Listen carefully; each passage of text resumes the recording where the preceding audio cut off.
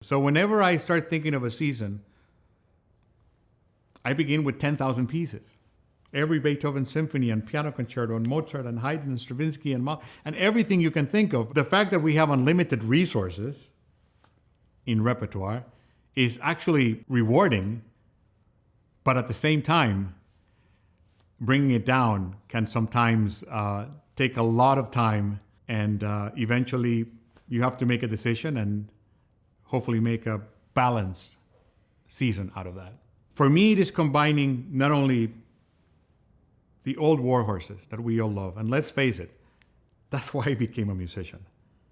My love of music came through the ears and through the eyes and through all of that wonderful music that was exposed from that era. But at the same time, I have to remind myself that, yeah, but Beethoven and Brahms, they did have world premieres. And at some point, their music was also considered quite revolutionary, like with new things. Although I love that stuff from the past, I am also incredibly excited and very moved by what is being written today, the music that is being composed right now in our time capsule of the future. So it is always finding that combination for me. It's always finding that piece by Brahms that will go well with this new piece by either John Adams or Jennifer Higdon or Adolphus Hailstork. And how this music has a natural connection, whether it's historical or maybe emotional. And to me, that is what we have to provide our audiences.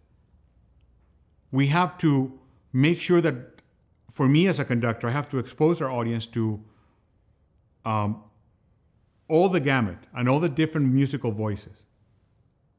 Because for me, it would be naive to think that, just because I like something, no. It has to have a connection to every single person that goes there to a performance. And that's why you choose this repertoire. Because remember, when you put some of these newer compositions, these are the Mozarts and Beethovens of tomorrow.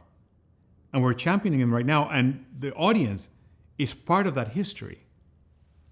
I always use this analogy.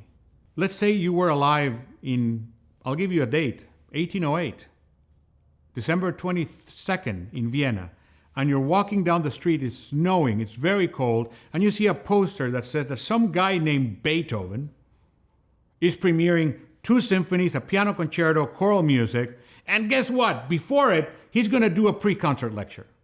Knowing everything that you know now, would you miss that? So what's the difference now? Here you have the opportunity to come and be there as maybe a world premiere is taking place. And your great-great-great-great-grandchildren will say, oh, my great-great-great-great-grandmother, grandfather, they were there. And somewhere they have a program signed by the composer themselves. We have to think in terms of history. We have to think in terms of the future. That is, to me, one of the most important parts of being a music director, is exposing audiences to as many different musical languages as possible.